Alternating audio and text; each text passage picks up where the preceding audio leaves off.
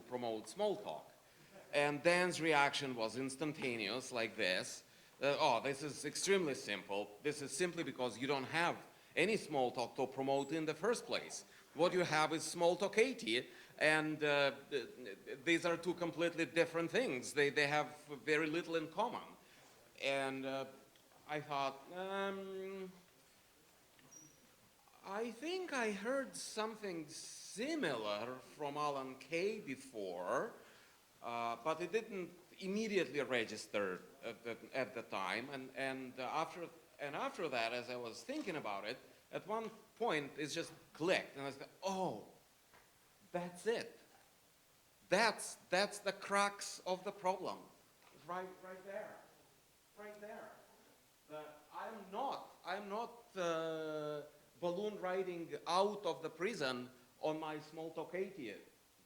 Smalltalk 80 is the prison, and I need to build a Smalltalk which is not 80 to escape the prison of Smalltalk 80.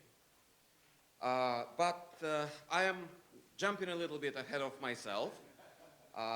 First things first, I'm Boris Shingarov. I work at Labware, and well, pretty much every one of you knows about my background, but I will, for the sake of YouTube viewers or post generations, I'll make this complete, and it's a little bit of a reason why this is important, and we'll see why. So my background before Smalltalk was I was doing theoretical physics, quantum gravity in particular, back at Moscow State. That was beginning of the 90s, and then I discovered Smalltalk by a funny incident, a funny accidental circumstance that I'm gonna spend too much time talking about, and this was one of the moments, you know, the life before and the life after, and everything after that was in a way or another way connected to Smalltalk. So in '96, I was the co-author of the IBM Smalltalk and Visual Age Handbook. In '97, I did the Cheese for Squeak. This is a Squeak with native widgets. Starting from the early 2000s, I was one of the founding committers of Eclipse while working at IBM OTI lab. That was, we open sourced the IDE in 2001, and then much later the VM got open sourced as well. And since all of that time, my main struggle was to invent the Smalltalk of the future, and this is what I do at Labware. Yeah, that conversation that we were having with Dan Engels was a similarly important milestone or turning point, in this case, in my struggle about inventing the Smalltalk of the future. So there's the before and the after, and as Andres Valut wrote in a paper that many of you have read, the design principles behind Smalltalk revisited. The main problem is when you are familiar with Smalltalk 80 and Smalltalk and one or the other or many Smalltalk 80 implementations in Visual Age or whatever, Squeak, Quiz, if that is all you're familiar with, then it is very difficult to realize what exactly is, to clearly distinguish what is Smalltalk and what is Smalltalk 80 and how they're different. So at that point, we set out to invent Smalltalk 25. And I'll tell you a little bit about this journey. It has been for several years now. So the first iteration, we were extremely naive and we didn't know what we were getting into and the depth of the rabbit hole. We thought, okay, we're just going to do a new VM. We're going to write it from scratch. And the idea was that this was one of those super optimizers that it takes some kind of formal specification of the machine, like of the CPU architecture, reads it in, and infers the VM for you. And we thought, okay, well, people have been doing this for static languages for decades now, and the tools are sort of, we know what they are. We just have to do this in a dynamic language because only that was done only in C and this kind of static stuff. But other than that, that's all we have to do, and we will fix to do it multi-threaded. We will have to fix the reentrancy bugs in the Smalltalk image and improve the Smalltalk image a little bit, and this is our Smalltalk 25. Not really. So we did we built such a super optimizing implementation, and around March 2016 it started passing the ANSI Smalltalk compatibility tests. And as we started looking at what we got, what is this beast that we just built, we realized that the basic design assumptions of not the VM but the whole approach, how the system should hold together, the principles, they're wrong from the very beginning. And then we said, oh, God, we got ourselves into a rabbit hole that we don't know the depth of. And so we started looking back to, okay, well, what is it about Smalltalk 80 that is not Smalltalk? And there's a number of things. I'm not going to read the slide. We'll just go over each point. So in Smalltalk 80, you get a Smalltalk 80 programming system, and you can just use the tools to program whatever you want to program. There was a meeting when Larry Tesler passed away in 2020, and people were sharing memories and said, "Oh well, there is this, there's a great, interesting story how Larry wrote the browser when people realized that, okay, well, now we have classes and that we're not Smalltalk 72, that we're Smalltalk 76, so we need a browser." And they went into a room and started discussing, what the design should be. And Larry just sat at his desk, and when we were done discussing and went to see what he was doing, he showed the ready programmed browser because, okay, guys, this is what we want. And people were saying, how, oh, this is a great genius, he can code in half an hour the whole browser, and this is missing the point. The point is that there is no pre-programmed browser that is given to you by Larry Tesler. The whole point of Smalltalk that you can build a new toy at the spot, and this is the game, right? I don't wanna play with Dan Ingalls' toys. I want to invent my own toys. That's what inventing the future is about. So there is the creators, so Smalltalk is creator-centric, whereas COBOL or anything like that is consumer-centric. As programmer, I'm a consumer of the tools that Dan Ingalls and Larry Tesler have built for me. An equivalent way of looking at this is, what is the motivation? So your normal regular programmer guy approach is that, okay, I have a bunch of tickets or bugs in my backlog, and I have a procedure. I have learned how to program, and I've learned how to fix bugs. So a bug is coming in. I have tools that the vendor gave me or someone gave me, and I learned how to use them using some standard operating principles or procedure, how to apply those standard tools to the next bug in the lot. I fix the bug, and then okay, I'm done. Now I take out the next bug and repeat the same. So this is, Alan Kay talks about reactive versus cognitive mode, right? When in reactive mode, you just do pattern matching. You recognize something that against the situation that you already been with, there was a precedent, and you just do according to existing precedent.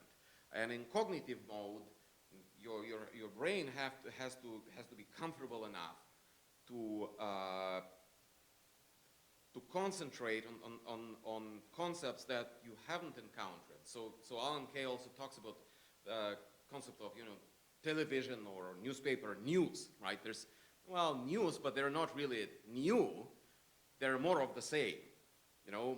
This neighbor killed his wife last night, blah, blah. There's nothing new about that. It had happened before. It's just, doing more of the same.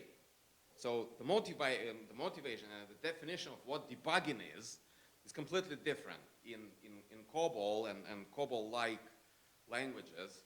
And when we did Eclipse, we were given IBM's VP of AIM came down to Ottawa and gave us the marching order. Guys, we at IBM were so successful for the last 35 years. Our COBOL was the standard how the whole world programs. Now you have to invent something that will be the standard how how the whole world programs, and this will be your open source Eclipse thing. And yeah, we kind of succeeded, and there are a lot of people using Eclipse, and a lot of companies participating in its development, and so on and so on. But this is the COBOL of the 21st century.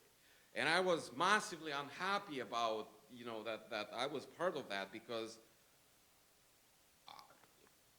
I thought I was inventing the Smalltalk of the 21st century, and this is the difference. So, right. Inside that prison this is what the prisoners are doing inside those thick walls. Talking to others. When you are a first semester student, and let's say you are a student of cryptography, you think that, I can sit and design a cipher that no one can break. Well, not really. You can definitely design a cipher that you yourself cannot break, but that's because you haven't talked to anybody who knows anything about ciphers. So you start designing and you think, okay, well, I have a way to make a VM that will do massive multi-threading, and I can run this on this, say, on the supercomputer in Barcelona, which back in when I was showing them had 4 million cores, and they were like, okay, well now this is what we have now. Next step, we are upgrading this to 10 million cores. Can your Smalltalk run on this? And I said, yeah, well, this is how I do this, and this and this. And there's a guy from IBM Microelectronics, and he raises his hand and says, yeah, actually, we did already try that design in Texas, and yes, it does work, and it does scale, but only up to 10,000 cores. And when you go more than that, let me explain to you what happens, how it starts breaking. Okay, how you design something that goes beyond that? Oh, you see, Boris, there are these things called books. There are these paper weird things. They have the information about that. You have discipline to be able to read them. So another way of saying this, there's design space. So there are many ways. Let's say this screen is a plane or a space of different possible designs for a programming language, for a computer, for a computing system in general, for what a computation is, for a compiler, for whatever, for a VM. And people have done massively different things. And when you are stuck with a prescribed way how things work, you just have one point.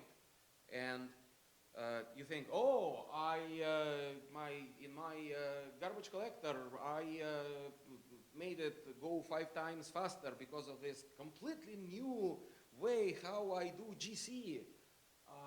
Yeah, and that's just because you live in that tiny village and you traveled all the way from that house to that house. But now there are people who do, how do you do GC on a massively parallel machine? How do you do GC on a quantum computer? What if all of your assumptions are completely different? So you think you're traveling, but that's because you haven't traveled to the other side of the planet. And when you have learned about how do people design the execution machinery in, I don't know, in Coq, how do they do it in Lean? You see that you're locked in a very, very tiny point.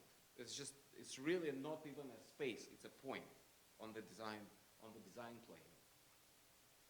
So, right, you're locked up in the prison. Now, another way to think about this is about assumptions. I mean, there are people who know stuff and they know about it. That's fine. Well, there are people who don't know something, but you know, they know that they don't know it and they can learn, and that's fine. There are people who don't know, and they have no idea that what they're missing.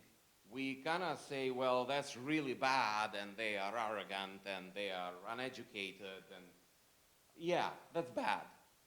But what's really bad is when you know something, but you don't know that you know it. So you're making an assumption, and it may be correct in your case, and you know it, but that assumption, you're not doing it consciously. So it's a lack of awareness of what else could be. I've talked to a number of VM designers who are brilliant VM engineers, but they've only seen Intel CPUs. So, you know, they kind of use marketing terms interchangeably with technology terms, because in Intel's marketing, you know, the CPU means an Intel CPU. And you go to them, well, what about the CPU that has no flags registered? And they just stare at you and they go, what? What do you mean no flags registered? How do you branch? Okay, have you seen a MIPS CPU, for example, that has no flags? MIPS? What's MIPS, right? So this is what's going on, and this wasn't a problem in Smalltalk 72, and I will on the next slide or the next couple of slides I'll show why. So this, yeah, on this slide, because there's this co-design of technology. So when you go and come across a book like this, A Decade of Research, Xerox Palo Alto Research Center, 1970 to 1980. This is a collection of best of Xerox PARC's output in the decade, best collected papers. You will be astounded by the scale of what of the research this center was doing, going the whole stack from physics. Well, the Planck's constant you cannot change, well, unless you build your thing, Dave. But you go, you know, from the node fabrication process, and then they invented VLSI and all of that. You go to the organization, or some people say microarchitecture. You go through architecture, the ISA. You go OSs. You go networking. You go the programming language tool chain. So the language and the compiler and and the debugger and all that, and all the way up to the application. This is vertically, you have transparent access to every level. So what happens is that you are not forced to engage in inverse vandalism, because when you don't, what happens is if you are, let's say you are doing programming language toolchain, and there's a problem with the microarchitecture of the processor, but you don't have access to it because, for example, maybe there is no vertically integrated open source, and your processor is closed source. You don't have access, or maybe it is all open source, but it's not. There's no vertical integration in the sense that, well, nowadays, you know, the classical design of a microprocessor may be written in VHDL or Verilog, and what you need to do to fix something in the processor, well, now you have the learning curve ahead of you. Now I have to learn Verilog, learn how to use the semiconductors guys tools, and so you need a common language that spans vertically. So if a bug happens here, you don't have to work around it or sidestep it and do a patch upon a patch upon a patch upon a patch at every level. Because if you're down here, you also patch for defects up there. If the application, for example, expects that bug down there, or they're using some undocumented quirk.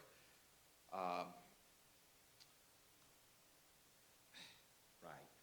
So yeah. So basically, when you do Smalltalk up there, but you're working in a vertically integrated way, so you don't really have these layers, right? See these horizontal lines. Like a VM, for example, for Smalltalk is a horizontal line.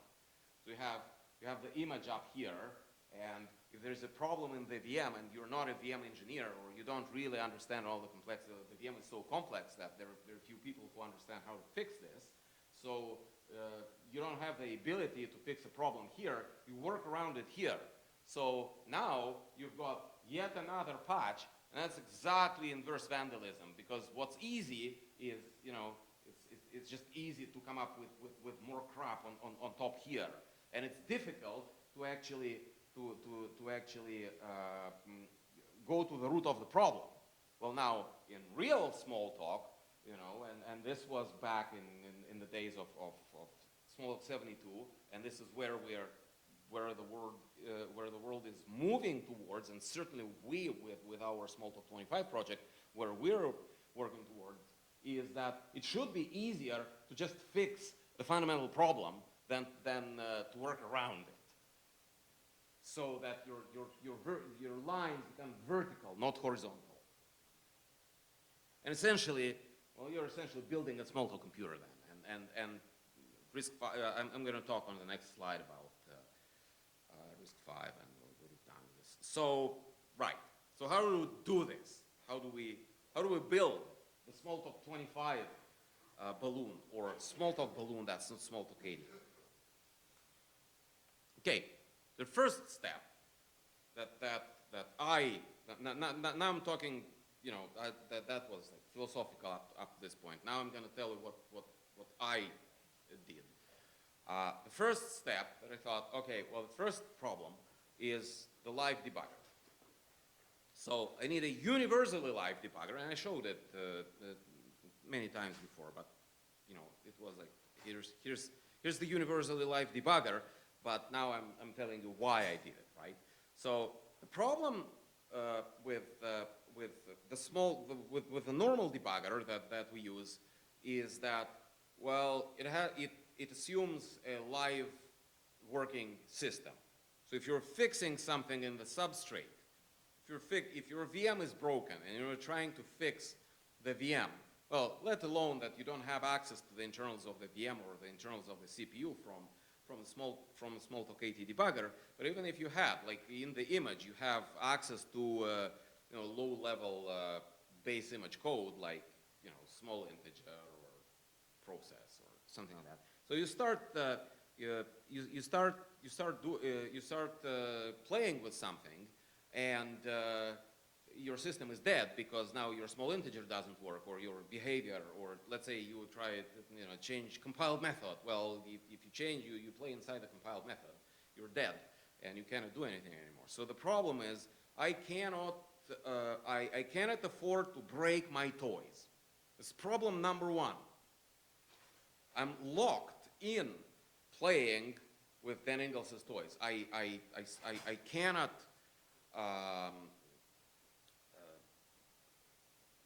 I cannot invent my toys because my debugging tools, or whatever I use to actually look at to visualize what I'm working with, is this debugger that doesn't let me break the toys.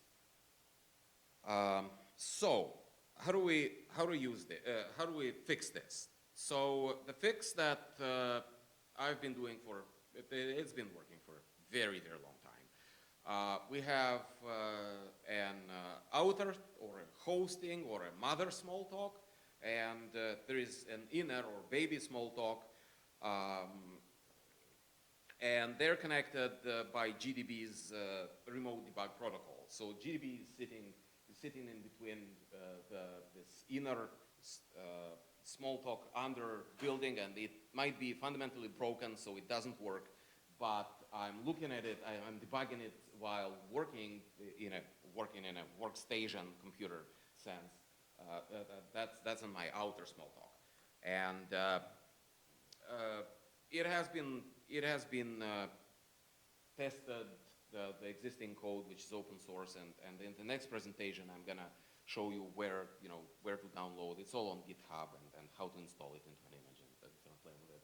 We have tested it on a very diverse matrix of different combinations of what is the hardware, how we connect to the target system, and at what level we are debugging. At the level of we can debug a target image, we can debug a target VM. We have debugged bugs in CPUs from the Smalltalk debugger, and I'll show you where that code is. So one of the things, one of the examples that we showed at the hackathon, at the VM hackathon 2 years ago, was taking Faro, the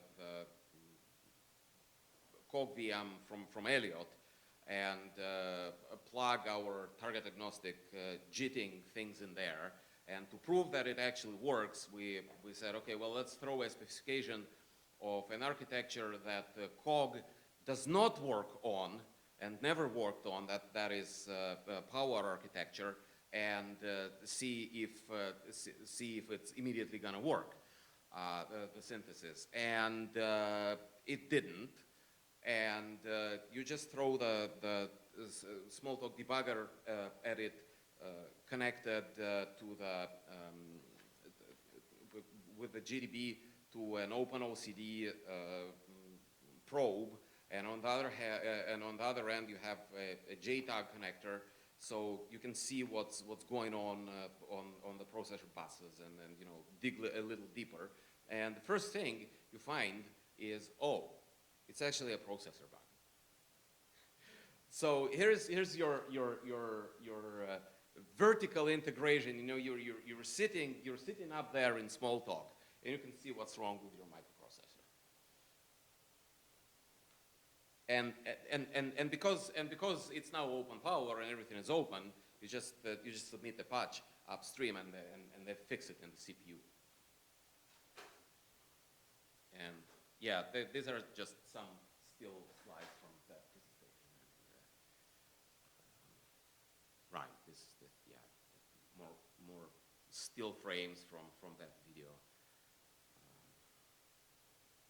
Right. So the next step after you have a debugger like that is you fix your technology substrate, because we regressed from during this project. We have regressed from playing dialect bingo to nothing works. So dialect bingo is, well, yeah, I need this feature. Oh, it's only available in Squeak, or, feature. I'm loosely using the term. I need this aspect of Smalltalk, but it's only available in Squeak. Oh, but I also cannot work without this other aspect. Oh, but that only is available in Smalltalk X. Oh, by the way, I also need that, and that is only available in Faro. Okay, how do I work? So this is dialect bingo. It only, as the project progressed, it only became worse, because then we understood, oh, okay, well, we need to have a prover. Oh, for a prover to do this, we need to analyze read-write dependency between data. Oh, okay, well, that's standard analysis of graphs. So standard combinatorial algorithms like Tarian and Dijkstra, classical stuff, been there since the 50s. Okay, do we have an implementation in any Smalltalk? Oh, there's a goodie from Mario Volchko that he wrote 30 years ago. We can just download and use that. Oh, okay. Yeah, okay. Oh, this doesn't work at all. Okay, so now I have to write that because it doesn't work. Okay. 4 months later, okay, we have combinatorial graph traversal, fine. Okay, how about, yeah, we are quickly fixing bugs in the CPU. For that, I need something to simulate the processor, and not the Squeak simulator, because so you take something real, what the big guys, Intel and well, not Intel, AMD and ARM and NVIDIA, those guys use Gem5, and it's an open source, and it's a collective thing, and apparently very high quality, and you take it, and it doesn't work at all. In my particular case, this crashes all the time. Okay, you go talk to them, because this is semiconductor world now. We are small talkers. We do Smalltalk software. This is what we know. We don't know anything about how they develop semiconductors. And you talk to them, and you go, oh, yeah, we are aware of that bug. That bug has been there for 6 years. It's open source. You feel free to fix it and send us the patch. Ah, okay. So the only way for me to be able to continue at all, like I'm completely blocked. I have to go and I have to dig and I have to fix that bug. And that takes 8 months. And then you become one of them, and then they invite you to their conferences and so on. And so they punish you to put responsibility of reviewing their papers and sitting on their program committee of the ACMC Garage, and they invite you to as an invited speakers, because they say, oh, by the way, what are you doing with this? Well, Smalltalk. Ooh, you can actually debug a VM on top of our Gem5 simulation tool? Really? Oh, well then, with that approach, you can solve our problems with the memory draining too much battery. Yeah, you can do that. Oh, come be our invited speaker at our ARM summit, and by the way, be guest editor in our journal, and so on and so on. And then you understand that oh, you also need to fix similar problems if you're trying to build RISC-V as a Smalltalk processor. You need to participate in their stuff, and essentially, what did I call it? Technology substrate, right? The substrate, nothing works in the substrate. You have to fix all the pieces yourself if you want everything. But that's part of this spirit, right? So Yes, and you have to change if you wanna have yours, you have to change the world around. Like what Jan was talking about in the previous presentation. Maybe it was not articulated very clearly. Is what's interesting about changing, for example, changing GDB, is that before Jan got on that project with submitting his patches, it was just a, oh, yeah, okay, it's a C source level debugger, and we are very proud that we are a source level, very convenient, for debugging, for source level debugging, and it's for C and C++. Oh, well, now it's a different world. Now people use this GDB for many different languages. Now people can debug COBOL with GDB. People can debug Java with GDB, and it's just the same patch that Jan gave them that turns GDB from a C debugger into a universal debugger, right? But it's, there's no other way to have that other than to build it. Gem 5, that chip simulator, we transformed it, from just simulating chips to you can do vertically integrated debugging from the application level down to the silicon level. RISC-V, well, that's from the get-go that has been the Smalltalk processor, right? The Smalltalk on a RISC, the Project SOAR, that was RISC-3, and then RISC-4 was about multi-threaded garbage collector, and now we are at RISC-V, and well, it's not just a Smalltalk machine, right? But it is a Smalltalk machine, and open power. Well, if I start talking about open source microprocessors and how they relate to the programming languages, that's going to be 10 presentations in their own right. So then we more or less have the technology substrate, or we have the integration with the larger communities out there going.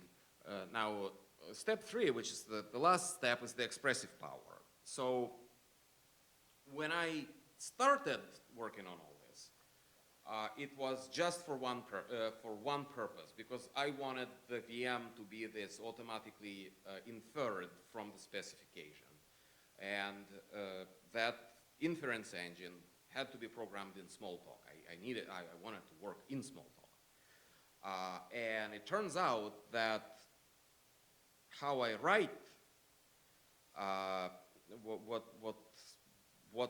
what I express in Smalltalk 80 is much less expressive than Smalltalk 71, where in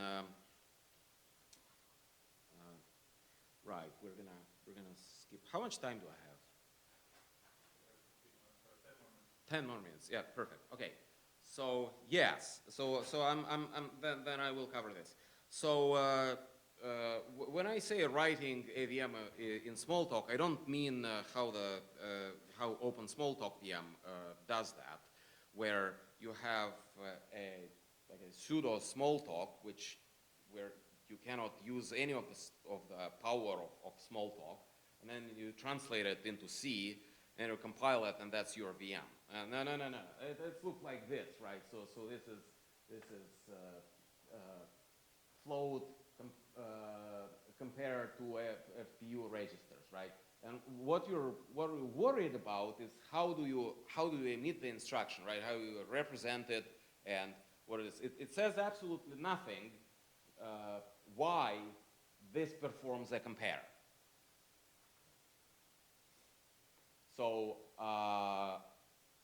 it gets much worse than that.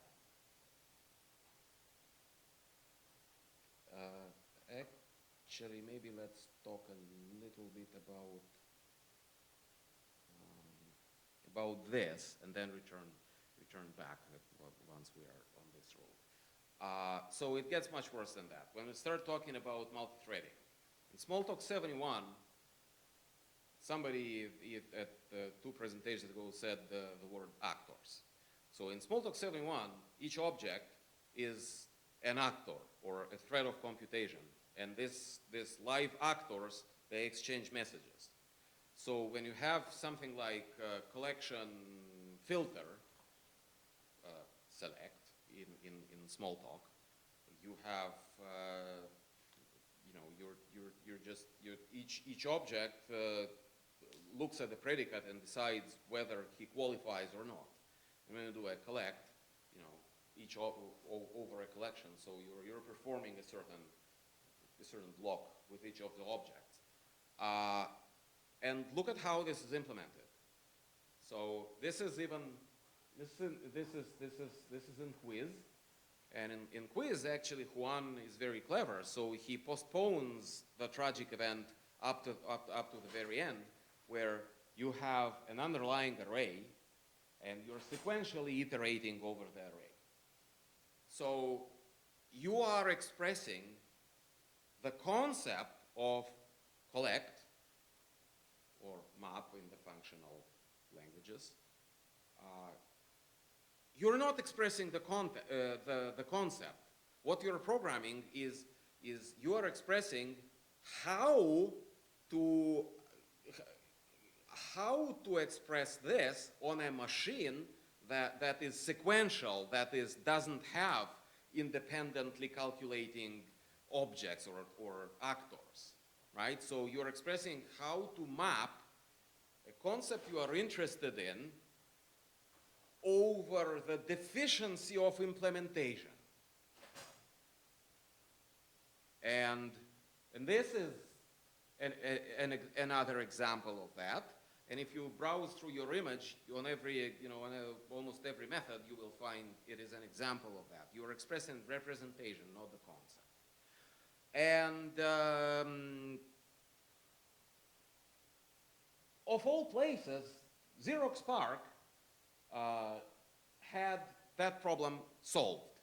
So Peter Deutsch, his dissertation in 1973, talks about an interactive program verifier, and Greg Nelson in 81 has techniques for program verification, and this is an exhaustive text because it has already all of the algorithms that are used now in 2020s by people who do verification of static languages. There are things like static verifiers for C compilers. The CompCert compiler that is implemented in Coq uses those algorithms. And a number of languages that are being developed at Microsoft Research are using that. We, the Smalltalk community, are the only ones who are not benefiting from our own dog food. So this is a very hard, I must admit, this is very far from a trivial problem. So my first attempt at integrating those algorithms here was in 2017 in Maribor at ISAG. I presented verified linear, what I call verified linear Smalltalk. And I don't know if I made a good job of explaining why it is verified or why it is linear. So verified is that it's verified as in using the logic of Brouwer and Martin-Löf.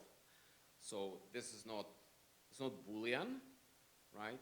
And it's linear in the sense that the logic you're using is in Girard and Joyal, that is this graded topology that you have to do separation. Well, 10 minutes or 5 minutes now that's left is not enough to but basically it's the frame problem that John McCarthy is talking about, that if you want to have an intelligent entity, it has to have enough common sense to understand that when we're making any sort of argument, it's, well, within the frame of consideration. That is, all the irrelevant stuff all being equal, right? and it has to adjust to the differences in the frame. So if now the frame changes and what we thought was irrelevant now is crucial, then the frame has to change and the calculating engine has to adapt to those changes. And we kind of tried to implement a Smalltalk, an execution engine, and we showed how some pieces of ModTalk were capable of actually executing on top of that. Well, it was a science experiment, and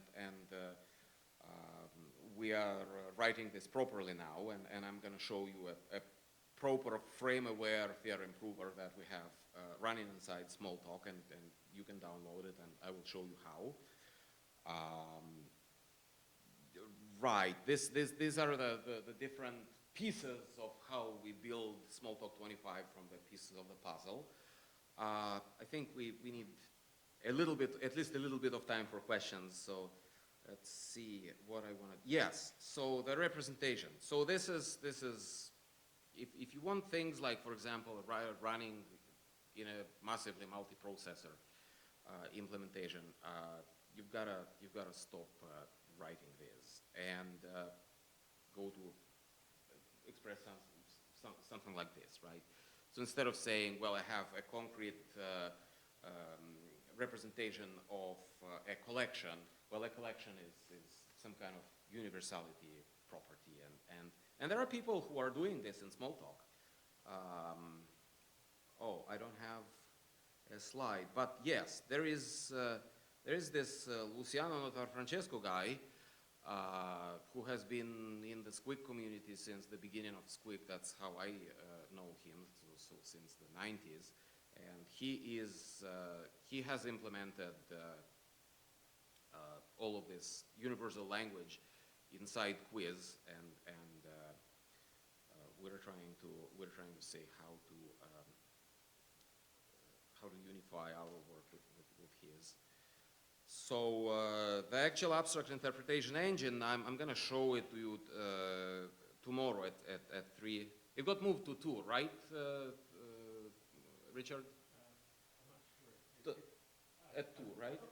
Well, anyway, midday tomorrow. It's going to be a kids, please do this at home kind of talk, right? You're encouraged to bring your own machines and download the code. I will show you from where. The only thing I want to say today as a preparation for tomorrow, if you actually do, whoever of you actually does want to try this tomorrow, is to figure out what the deal is on your system, how to get Microsoft Z3 theorem prover on the machine. It should be trivial. On Linux or on Debian Linux, you just say apt-get install libz3. On Mac, it's brew install Z3. Windows, I haven't used in 10 years, so I cannot tell you, but it should be as trivial because it's a Microsoft thing. It should be one click or something. And questions?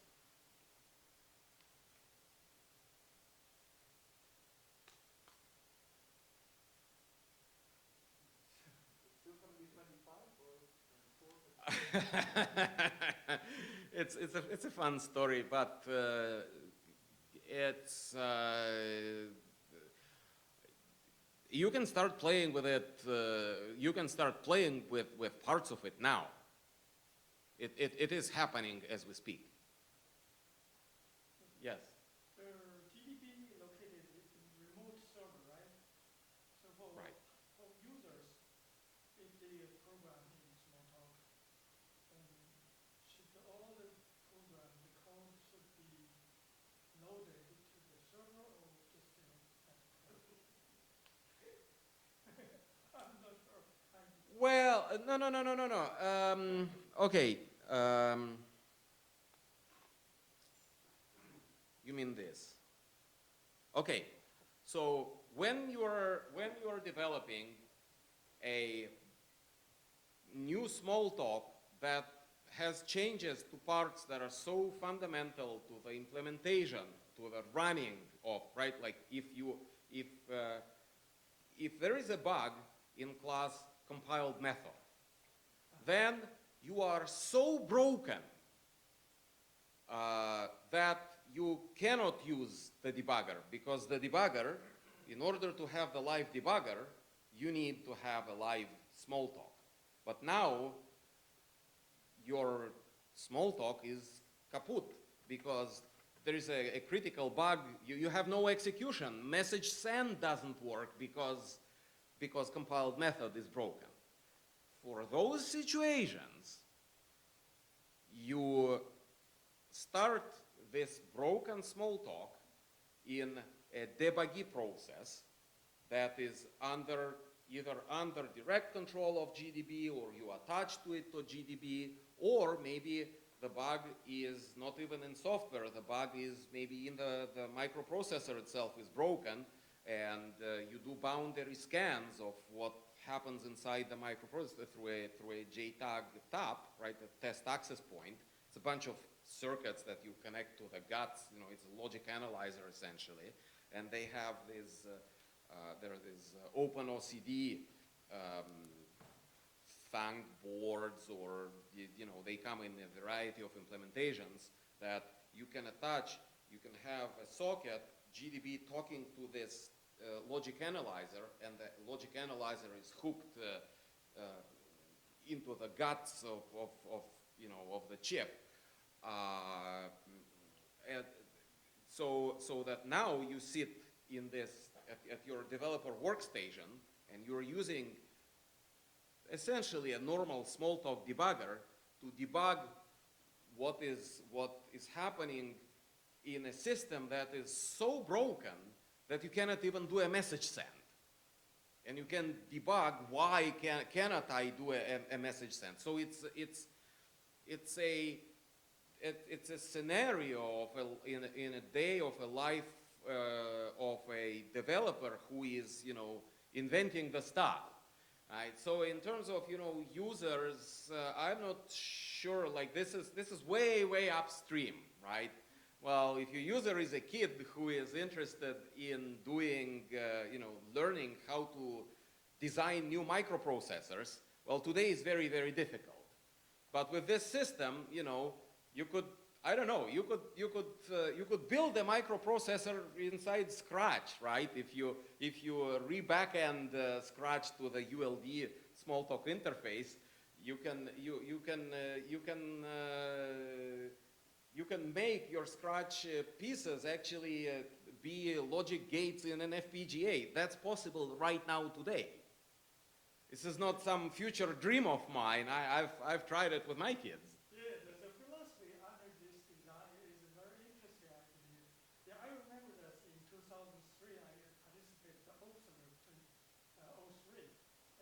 Wait, that was my last. Research about even to do some debugging for a running system. Mm-hmm. Right? I think yours maybe you are not debugging a Smalltalk program, but debugging a whole Smalltalk system. A Smalltalk system. Yes. Yes. Yes. Yes. That's a very good idea. But the problem is, how do you think, how many users require such kind of debugging? That's why I More and more. The goal of the project is to change the whole world, to go from this horizontal way where we've got massive amount of software that is just, it's simply inverse vandalism. Mm-hmm. The reason for it is because it's so, right, the classical definition of inverse vandalism. Oh, it's so easy to build more stuff on top, right? Yeah. Well, it's easier to put more Band-Aid to fix the fundamental problem. If the fundamental problem is in the processor and your application crashes because of that, well, you cannot fix the chip, right? But people are getting progressively more and more sick and tired of this situation. right? There are in the operating systems we have this. People have gotten critically unhappy about the C language being the interface or the lingua franca of all the pieces talking to each other. But the problem with this is that it's always slightly lying, right? So it's like, oh, okay, Pentium. Well, it's actually, I'll build you, it's essentially a 386, only faster. Not quite, there are slight bugs. And now, whoever says, well, but you're lying, right? It doesn't quite work and you will regret about it. Their voice was not heard because of economy of scale and how much money we can make from inverse vandalism. Well, now, Spectre and melt down, and you get what you wished for, right? You didn't listen to the guy who said, no, you cannot do this securely. Fundamentally, there's no way, right? Well, now people started to care. Yeah. It's like, essentially, I have a PDP-11, and I have a Unix, and they don't really, like, as Andres Valud would say, his favorite phrase is, it appears to work, right? It's like, close enough. Not quite, but close enough. Well, now the perspective is changing in many people. I think we have reached the critical mass of attention from people, and people are starting to say, well, it's close enough, but not quite. It's a PDP-11, only much faster, but it's really not a PDP-11. Yeah, it's C, but it doesn't quite exactly work. And we are at a point in terms of needs of people using computers that this is no longer good enough.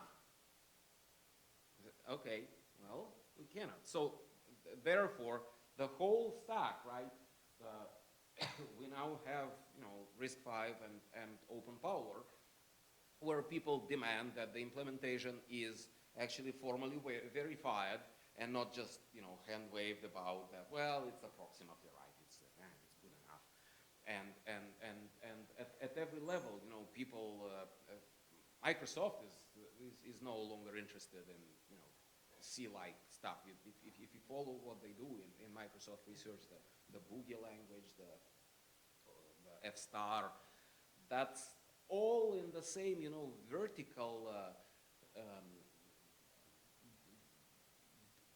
vertical orientation of where your lines are, how your lines are drawn, not horizontal.